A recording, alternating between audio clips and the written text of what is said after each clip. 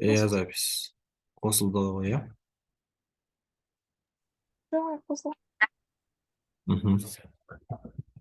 Вот тут тек жалпы апоптоз дегеніміз не? Апоптоз дегеніміз ол жасушалардың бағдарланған өлімі, иә? Организмнің өзінің функциясы, яғни керек емес жасушаларды қартайған немесе гипоксияға ұшыраған жасушаларды осылай өлтіріп, өзін өлтіріп, организмді керек емес жасушалардан тазартып отыратын процесс болып табылады, немесе ол организмнің өзін суицид деп атасақ болады, жасушаларын суицид деп атасақ болады. Жалпы бұл жерде ядролармен және гистоплазмалық материалдардың ыдырауы болады да, и соның салдарынан бізде апоптозға ұшырайды. Жалпы бізде апоптозға ұшырататын нәрселер бар. Апоптозға ұшырататын нәрселер ол бізде апоптозды денелер деп аталады. Яғни бізде дефектный клетка деген болады. Яғни бізде нормальный клеткалар болады. Домалақ, мысалы, нормальный клеткалар болатын болса, и осылардың арасында мысалы осындай апоптоз денелерге айналатын дефектный клеткалар деген болады. И сол клеткалардың бұзылу салдарынан бізде апоптозды осындай денелер пайда болады. Осындай апоптоз денелер, осындай нормальный жасушалардың арасына келеді да, макрофагтармен және де осы өзін және АТФ-ті қолдану арқылы осы жердегі нормальный клеткаларды ыдыратуға қатысады. И осылай бізде апоптоз механизмі жүреді. Жалпы бізде жасушалар негізі, жай жасушалар осы зақымдануға қалай ұшырайды, соны айтайық. Жай жасуша негізі екі түрлі нәрседен болуы мүмкін. Ол бірінші стресстен болуы мүмкін. Мысалы, простой жасуша, нормальный жасуша қалай апоптозға ұшырайды.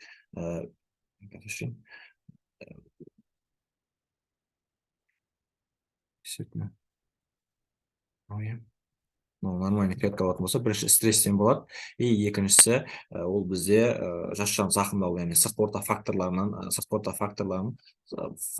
зақымдалады. Бірінші стресс кезінде адам организмде адаптация процесі жүреді.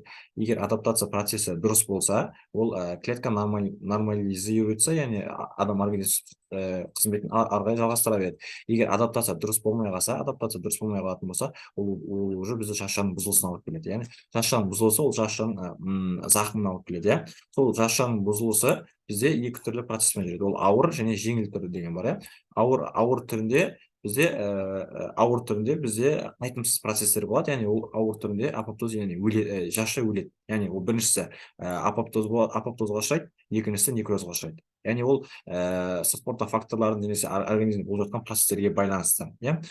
Егер де патогенді факторлар әсер ететін болса, бізде некрозға ұшырап кетеді, бірден жасуша өліп кетеді. Ал егер адам организмі өзінің қартаю, басқа да гипоксия салдарынан болатын токсикалық әсер немесе ыстық температура адам организмінде болатын болса, ол апоптозға ұшырайды. Ал бұл ауыр түрінде. Ал жеңіл түрінде бізде қайтымды процесс болады, оны транзиторлаушы фактор болады, и ол қайтымды жасуша норма жасушасына қайтып келеді да. Ал бізде ауыр түрінде екі түрлі апоптоз және некроз дедік. Жалпы осы түсінікті ме? Бізде екі түрлі процесс болады. Жасушаның бұзылысы кезінде, мынау жасушаның бұзылысы, и осы жерде бізде ауыр түрі және жеңіл түрі. Жеңіл түрінде бізде транзитор дейді да, ол қайтымды процесс, яғни жай жасуша қалпына келеді. Ал ауыр түрінде апоптоз және некрозға ұшырайды. Апоптоз дегеніміз ол адам организмінің бағдарланған жасуша өлімі, ал некроз ол қайтымсыз жасуша өлімі болып табылады, иә, патогенді факторлардың әсерінен. Жалпы осы түсінікті ме? Келесі қалай өтеді?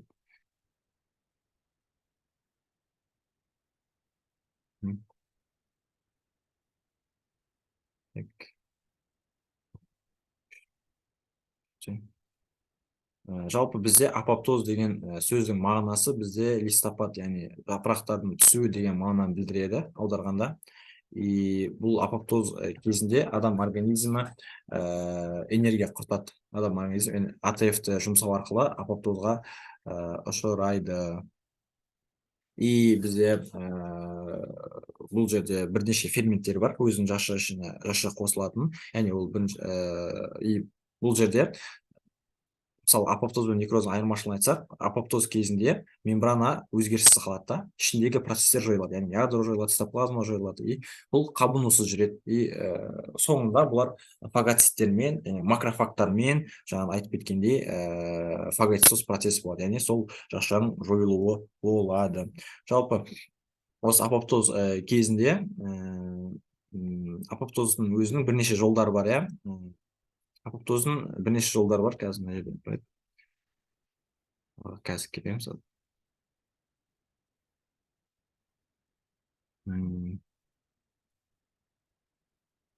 Не, раша өлім тудырады. Жалпы үш түрлі жол бар. Ол бірінші ішкі жол, одан кейін сыртқы жол, одан кейін перфорейный гранзим жолы деген жолдар бар. Ол бірінші немесе бізде митохондриялық жол деп аталады. Митохондриялық жол деген кезде, яғни митохондрияда процестердің бұзылуынан болады. Яғни біріншісі бұл жерде гипоксия, радиация, токсикалық әсерлер, сосын гипертермия, яғни температураның жоғарылау салдарынан, и болады да. И сол салдарынан мына жерде бакс және де бак деген белоктардың осы митохондрияның несін бұзады, сыртқы қабатын мембранасын бұзады да. И соның салдарынан бізде ол цитохром сыны белсендіреді. Цитохром сыны белсендіреді да. И қазір ол көрсетейін. Цитохромсын белсендіреді. Цитохромсы ол бізде апоптозға шығарады. Енді осы қалай барады? Яғни цитохромсы ол бізде апоф деген апоптозды белсендіретін фактор бар. Апоф деген, апоф 1 деп аталады. И мысалы мына жерде бакс және бак көрініп тұр ғой, бакс және бак осы арналар жасайды. Арналар жасағаннан кейін бізде ол цитохромсыны белсендіреді. Ол барады да апоф ферментін белсендіреді. И бізде апофтың қызметі қандай? Ол осы жаңағыдай нелерді, осындай апоф денелерді белсендіретін факторларды жинайды да, бір апоптосома түседі, яғни апоптосома түседі. И соның салдарынан ол каспазаға жаңағы айта кеттік қой, бір белгілі бір ферменттердің әсерінен барып бізде жасуша өлімі болады. И соның салдарынан бірінші каспаза ферментіне әсер етеді. Прокаспаза әсер ету арқылы осы апоптосома каспаза 9 түседі. И каспаза 9, прокаспаза 6, 7 және 3 деген түрлеріне әсер етеді да, каспаза 3, 6, 7 түседі. Каспаза 3, 6, 7 түседі. И мына жерде жазайыншы. Осы 3 каспаза 3, 6 и 7 түседі. Бұл неге қатысады? Бұның қызметі қандай? И бұл каспаза 3, 6, 7-нің қызметі ол бізде эффекторлық қызмет атқарады. И бұл жерде ол эндонуклеаза мен протеаза деген ферменттерді белсендіреді. И соның салдарынан бізде апоптоз процесі болады. И ол жерде қалай болады? Бірінші ДНК-ның деградациясы болады. Одан кейін ядролардың және де осы ненің ішіндегі, жасуша ішіндегі белоктардың сол деградациясы болады да. И соның салдарынан цитоморфологиялық бұзылыс болады. И соның салдарынан бізде цитоплазма және де хроматин және де ішіндегі ядроларының белгілі частьтарға бөлінуі болады. И соның салдарынан бізде апоптоз процесі болады. Яғни макрофагтар келеді. И макрофагтар келгеннен кейін фагоцистер келеді да. И сол жерде фагоцитоз процесі болады и жасуша өледі. Енді жаңағы жерге келейік. Кариопикноз деген жерге. И оларда осы апоптоз кезінде қандай процесс болады? Апоптоз кезінде бізде кариопикноз болады, және де кариорексия болады. Кариопикноз дегеніміз ол жасушалардың сморщивание дейді ғой, яғни ол осы жасушаның нығыздалуы, яғни нығыздалады да, и соның салдарынан осы кариопикноз болады, яғни орталық немесе периферияда конденсацияланады. И организм бір-біріне қатты тығыздалады да, и сосын кариорексия процесі болады. Кариорексия дегеніміз осы жасуша ішіндегі ядроның бірнеше бөліктерге, яғни бөлініп кетуінің салдарынан болады.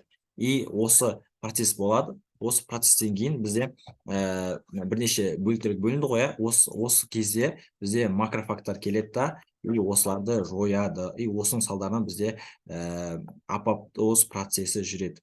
Жалпы осы бірінші айтып кеткен осы жол бізде митохондриялық жол деп аталады. Яғни бағанағы каспаза жаңағы апоптоз денелерден бастап прокаспаза 9-ға әсер етуі, прокаспазадан 3-6 жетіге әсер етуі, и соның салдарынан осы жаңағы ДНК-ның деградациясы, сосын ядролардың және цитоплазмалық белоктардың ыдырауы салдарынан, яғни и қызметін бұзылу салдарынан, и ядролардың фрагменттерге бөліну салдарынан и бізде апоптоз процесі жүреді.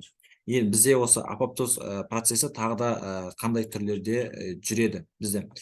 Екінші түрі ол сіздер оны өткен шығарсыздар алдың басқа нелерден. Екінші жолы ол бізде ішкі жол деп аталады. Ішкі жол кезінде бізде алдыңғы сабақта айттық қой, жедел фаза ақуыздарында фактор некроз опухоль немесе жаңағы ісік некроздаушы факторлар, ісікті некроздаушы факторлар бізде тоже осылай әсер етеді, но бірақ ісік некроздаушы факторлар олар бірден каспаза 8-ге әсер етеді. Каспаза 8-ге әсер ету арқылы бізде прокаспаза 3-6 не жерде көрсеттік қой, 3-6-7 осыған әсер етеді да, и содан апоптоз процесі жүреді. Ол бізде кәрі клеткалар, яғни старый клеткалар, мысалы ол адам қан жасушаларының өлуі, көк бауырға барып өледі ғой, көп жасушалар, и сол жерде болатын процесс, яғни ол ісікті некроздаушы факторлар. Одан кейінгі бізде процесс ол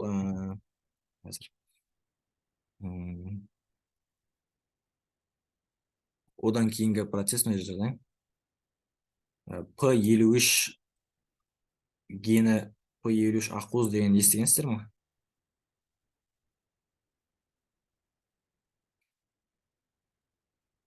Бірінші бізде митохондриялық жол болды. Одан кейін жаңағы айтқандай ісікті некроздаушы фактор, ісікті некроздаушы қазір.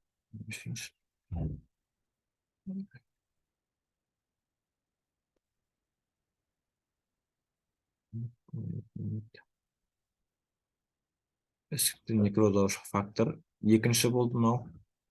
Одан кейін уже бізде P53 ақуызы, яғни P53 гені деген адамда ген болады. Ол адамның 17-ші хромосомасында болады. 17 хромосомасында болады. И осы жерде, осы адам организмде, мысалы, токсикалық заттар әсер еткенде, улы заттар, радикалдар әсер еткенде, и сосын вирустар әсер еткенде, осы 17 хромосомада бұзылыс болады. И осы бұзылыс кезінде бізде осы хромосомада P53 гені P53 ақуызын активтендіреді. Мынау ген болатын болса, мынау уже ақуызды активтендіреді да. P53 ақуызы ол бізде жаңағыдай репарацияға ұшырайды. Яғни репарация кезінде, яғни тексеріс болады да. Адам организмінде осы гендер тексеріс болады. Егер ол репарация дұрыс болатын болса, ол жасуша өлмейді. Ал егер репарация дұрыс болмайтын болса, олар жаңағыдай бакс және бак деген белоктар бар ғой, недегі мембранада каналдап түзген, и соларға әсер ету арқылы апоптоз процесін шақырады. Яғни бұл үш жолдың барлығы айналып келгенде неге келіп тұр? Жаңағыдай митохондриялық жолдың несіне келіп тұр, яғни соңында барлығы ДНК-ның деградациясы болады, ядролардың цитоплазмалық белоктардың деградациясы болады, и соның салдарынан ядролардың бөлінуі, кариопикноз, кариорекция процесі болады, и соның салдарынан макрофагтар и фагоцистер келіп, соларды жою арқылы бізде апоптоз процесі болады. Жалпы осы прокаспаза 9-дан каспаза 9-ның түзілуі, сөйтіп каспаза 9-ның прокаспаза 3-6-7-ге әсер етіп, каспаза 3-6-7-ның түзуі, соның барлығына бізде адам организмі не жұмсайды? АТФ жұмсайды. И сондықтан бұл жерде айтады, энергияны қолдану арқылы шашаның өлімі болып табылады. Жалпы осы үш жол түсінікті ме сіздерге? Сұрақ бар ма?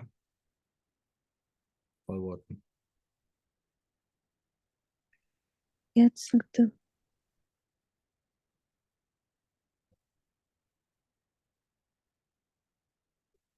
Сосын бізде нелер бар?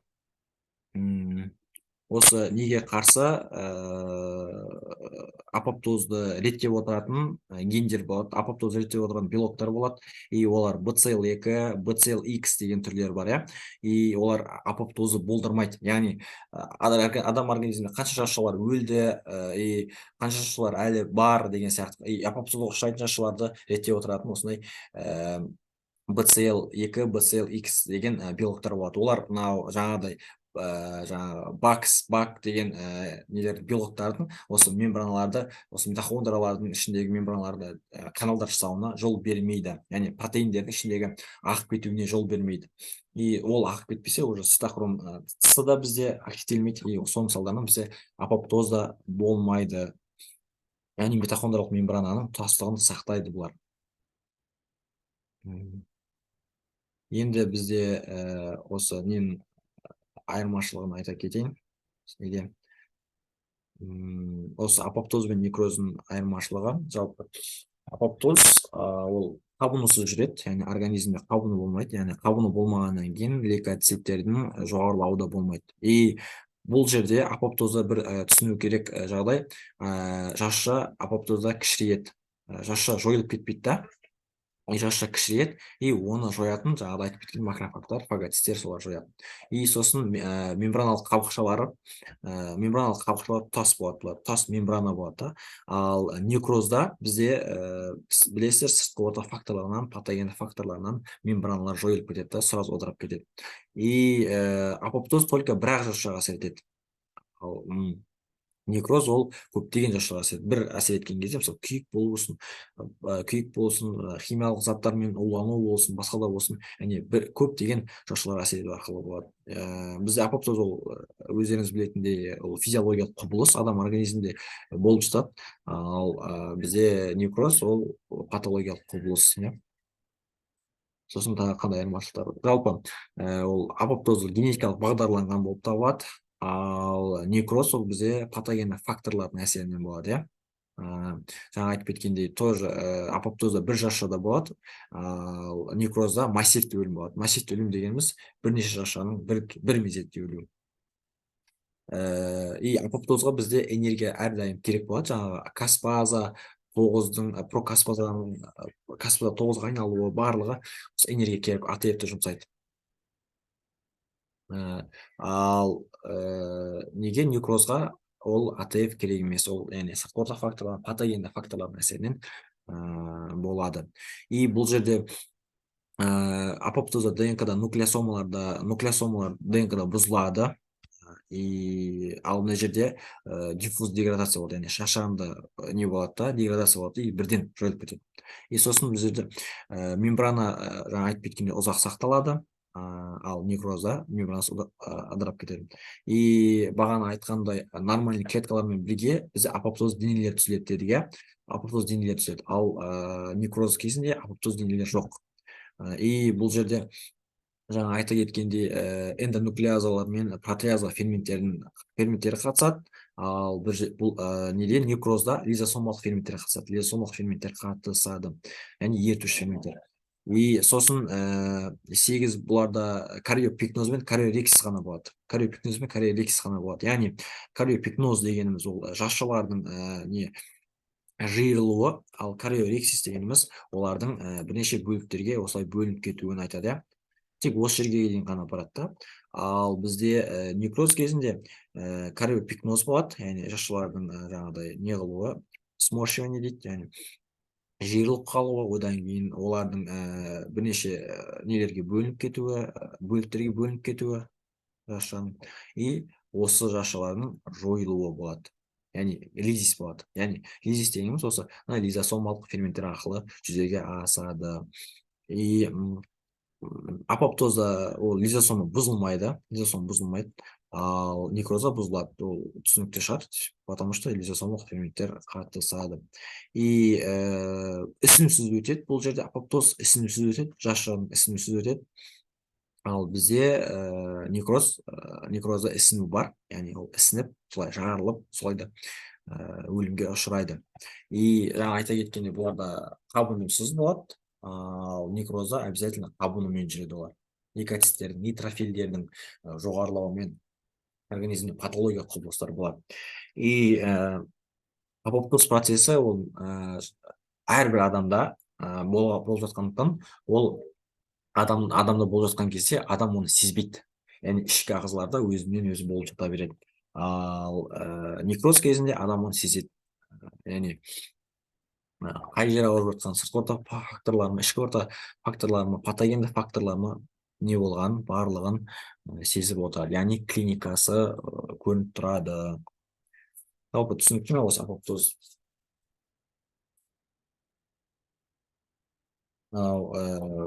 Патиз не кітапта бір сөйлем, бір не қылып жаза салған, кішкене толық тоқталмаған. Енді келесі некрозға өтейік. Қанша минут қалған?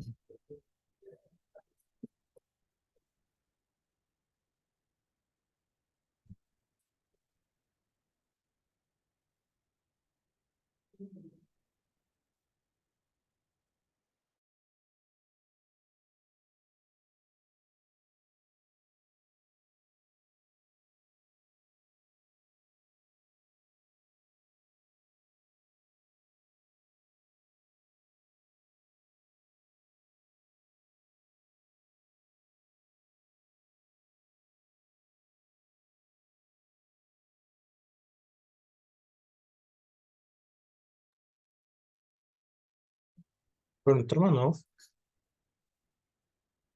Иә, көрініп тұр. Жақсы. Ал кеп некроз түсіндірейік. Жалпы некроз ол жасушаның факторларына, патогенді факторларынан әсерінің салдарынан жасушаның жылдам өлуін айтады бізде. Жасушаның өлу формасы. Ол жерде жасушаның мембранасы жоғалады, мазмұны ағып ішіндегі бүкіл процестер жоғалады и қабыну реакциясын тудырады. Және де макро микроскопиялық өзгерістерге алып келеді. Адам организмде, аяқта болсын, денеде болсын, өзгерістер алып келеді. Жалпы осы некроз бізде екі негізгі түрі бар. Ол коагуляциялық және де колликвациялық некроз деген бар. Коагуляциялық некроз дегеніміз ол основном бізде құрғақ некроз болып келеді. Құрғақ некроз болып келеді. И бұл жерде белок көп болады, протеиндер көп болады да. И осының салдарынан адам, мысалы, адамда екі түрлі некроза болуы мүмкін. Коагуляциялық некроз егер басым деп келетін болса, адам организмінде қатаюлар көп болады. Яғни жасушалардың қатаюлары, адам денесінің қатаюлары болады. Ал колликвациялық некроз басым болатын болса, ол адамда сұйық болады, сұйықтық басым болады и ода жұмсақ болады. Жұмсақ тін басым болады. Енді оның басқа да түрлері бар. Оның патологияда өткен боласыздар, казиозды, фибринозды, майлы, гангренозды деген түрлері бар. Одан бөлек бізде патвизде оның тағы да бірнеше түрлері бар. Ол бірінші травматикалық некроз дейді, травматикалық некроз. И сосын бізде токсиндік некроз деген бар. Токсиндік некроз деген бар. И сосын бізде нефротикалық некроз деген бар, иммуногенді некроз деген бар, тамырлық некроз деген бар. Бізде және де некроздар прямой, непрямой деп бөлінеді. Прямой дегеніміз адам организміне осы заттар әсер етті, и соның салдарынан бірден некроз пайда болды. Ал непрямой дегеніміз, яғни белгілі бір заттармен әсер ету арқылы, немесе қанмен қамтамасыз ету, иннервацияның бұзылысы салдарынан болады. Енді бізде травматикалық некроз кезінде, травматикалық атайтып тұрғандай, травматикалық некроз кезінде бізде физикалық факторлар әсер етеді. Физикалық факторлар және де механикалық факторлар, химиялық факторлар әсер етуі мүмкін. Ол кезде үсіп қалу, адам организмінде үсіп қалу, тоқ соғу, радиация салдарынан болады. И адам үсіп қалса, радиация немесе тоқ соғу кезінде адамда бірден некроз процесі пайда болады. Яғни бұл прямой некрозға жатады. Одан кейін токсиндік некроз деген бар. Яғни токсиндердің әсер ету салдарынан болады да. И жаңағы микроб, токсиндердің әсер ету салдарынан мысалы болатын прямой некроз, яғни токсиндік некроз деп қоя салайын, ыңғайсыз. Токсиндік некроз, и осы кезде бізде мысалы дифтерия токсин алсақ болады, ол барады да токсиндік әсерін жүректің кардиомиоциттерін жоюына қатысады. Сосын трофоневротикалық некроз деген бар. Трофоневротикалық деп атайтып тұрғандай, өзі қанмен қамтамасыз ету кезінде болатын некроз айтады. Яғни иннервация кезінде болады. Мысалы, пациент келді, егер ода нервтік зақымдалу болды, ол қозғала алмайды. Оны койкаға жатқызғаннан кейін оны жан-жаққа бұрып ауыстырып тұру керек. Немесе егер соның салдарынан егер мысалы пациент көп жатып қалатын болса, оның арқасында жауыр пайда болады, иә. И соны айтады бізде трофонефроидикалық некроз деп. Одан кейін бізде иммуногенді некроз деген бар. Иммуногенді некроз деген бар. Иммуногенді, яғни иммунитет, яғни аллергия кезінде болады. Яғни оның екінші аты фибриноидты некроз деген болады. Фибриноидты некроз немесе иммуногенді некроз деп атайды. Одан кейін бізде тамырлық некроз деген бар. Тамырлық некроз деген бар. Тамырлық некроз кезінде бізде в основном жалпы қан тамырлар тарылады, яғни ол кезде бізде миокард инфарктін айтсақ болады. Бізде мысалы жүрек болатын болса, осы жүректің мысалы қанмен қамтамасыз етілуі, яғни коронарлы артериялардан келеді ғой. Бұл коронарлы артериялардан қанмен қамтамасыз етілуі, яғни ишемия кезінде, яғни қанмен қамтамасыз етілуі бұзылған кезде болатын процесстер. И сол жерде некроз пайда болады, немесе миокард инфарктін сол кезде айтуға болады. Осы 5 түрін жазып берсеңіздер болады. Ол біріншісі травматикалық некроз, жаңа айтып кеткендей, одан кейін токсиндік некроз, трофонефротикалық некроз, одан кейін иммуногенді некроз деп атайды, одан кейін жалпы тамырлық некроз. Осы 5 түрін жазып берсеңіздер болады. Енді бізде осы некроздың механизмі қандай? Мына жерде коагуляциялық некроз, калипациялық некрозға айта кеткен. Жалпы коагуляциялық некроз кезінде тіндердің архитектурасы бірнеше тәулік бойы сақталады. Жасушалар мен жалпы осы жарақат жасушалар мен ферменттерді зақымдайды. И калипациялық некрозға негізгі айырмашылығы ол ферменттердің жоғалу протеолиз шектейді. И бұл жерде осылардың жойылып кетуі фагоцитозы уақыт алады ұзақ.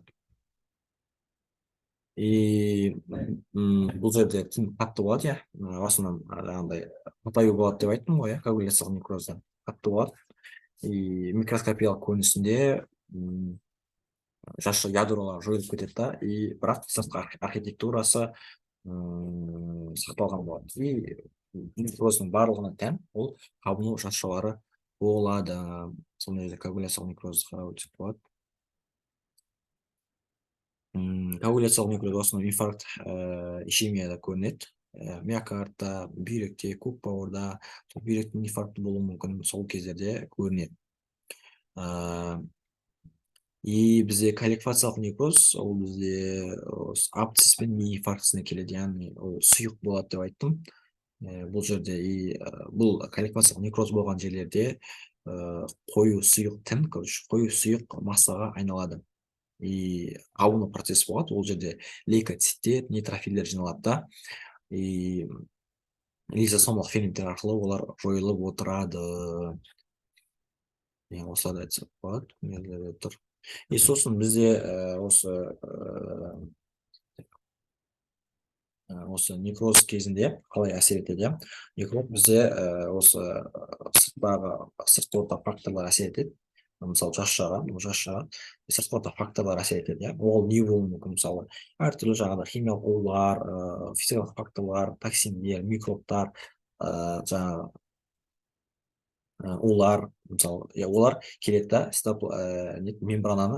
мембранаға әсер етеді, цитоплазмалық мембранаға әсер етеді. Сосын олар митохондрияға әсер етеді, яғни АТФ-тің түзілуінің бұзылуына. Сосын ядроға әсер етеді, сосын лизосомаға әсер етеді. Осындай органоидтарға әсер ету арқылы бізде некроз процесі жүреді. Жалпы осы кезде не болады? Бізде бірінші АТФ, егер онына мысалы сыртқы факторлар әсер етті, и осы цитоплазма әсер етті, жаңағыдай ядроға әсер етті, лизосомаға әсер етті ғой. И осы кезде АТФ-тің түзілуі бұзылады да, АТФ адам организмде түзілуі бұзылады, АТФ төмен түсіп кетеді. И сосын бізде осы мысалы жасуша болатын болса, жасуша насостар бар ғой, былай кіріп шығатын ше. Мысалы натрий сыртқа шығатын болса, бізде сырттан калий кіреді.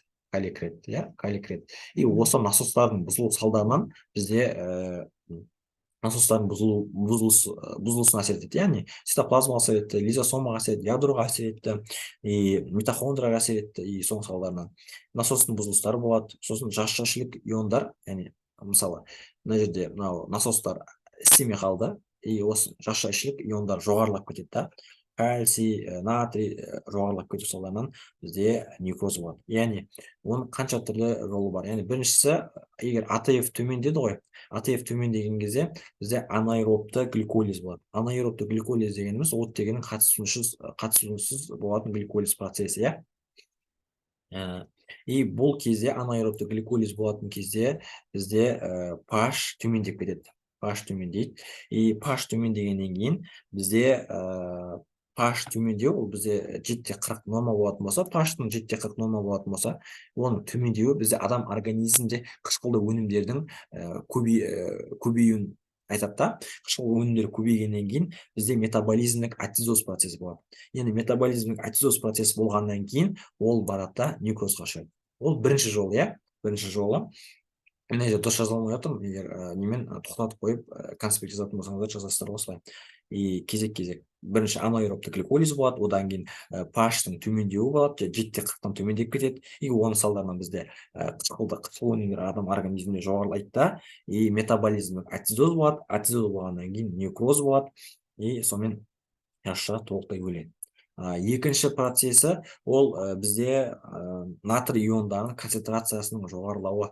Натрий иондар жасушада концентрациясы жоғарыласа не болады? Натрий иондар бізде бүйректе натрий негізі кері сіңіріледі, натрий бүйректе қайтып кері сіңіріледі мысалы.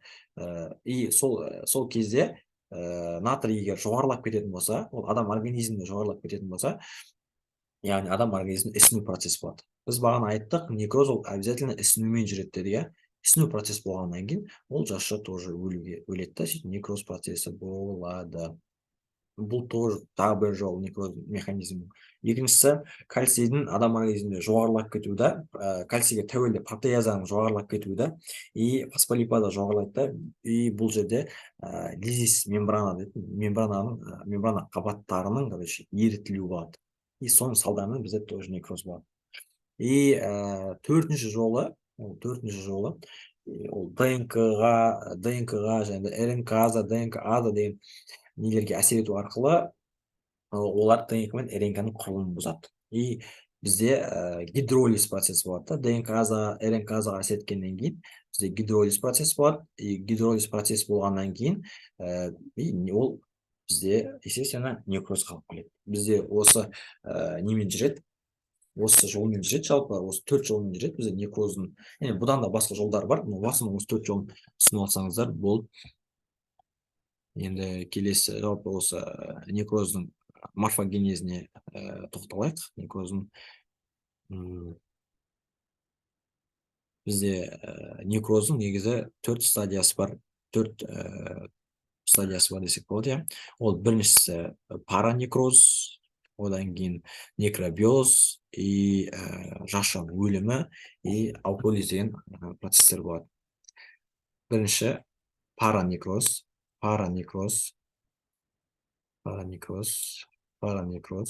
Екінші процесс некробиоз деп аталады.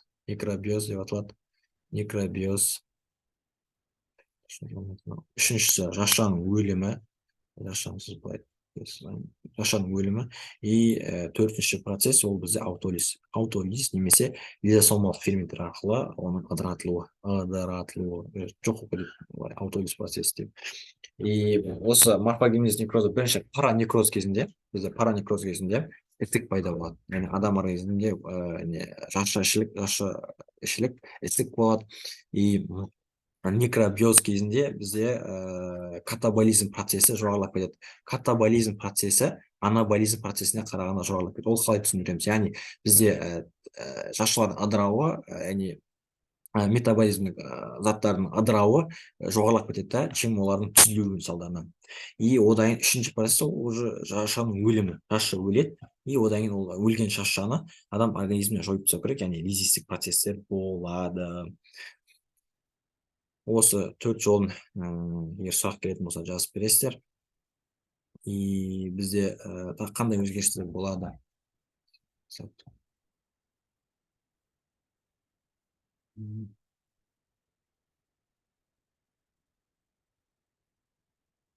май некроза бұларды оқып аласыздар. Сосын жалпы макроз және микронекроз деген бар. Жалпы макроскопиялық өзгерістер кезінде ол түсі өзгереді тіннің. Одан кейін яғни мысалы инфаркт кезінде түсі болады. И сосын сол ағзалардың размері өзгереді. И сосын иісі бұзылады. И сосын консистенциясы бұзылады. Ал микроскопиялық өзгерістер кезінде ол жаңағыдай айтып кеттік бағана неде кариопикноз, кариорексис және кариолизис болады. Ал цитоплазмада плазмокоагуляция, плазмолизис және плазморексис болады. Тура сол процесс, жаңағы жасушалардың сморщивание, яғни жиырылуы, одан кейін олардың бөлініп кетуі, и соңында кариолизис болған кезде оларды жою процесі болады. Бұл микро өзгерісі. Макроскопиялық өзгерісін айтып кеттім. Түсі өзгереді, мүшелердің размері өзгереді, сосын иісі бұзылады, яғни некроз кезінде сасықлау иісі шығады, и сосын консистенциясы бұзылады.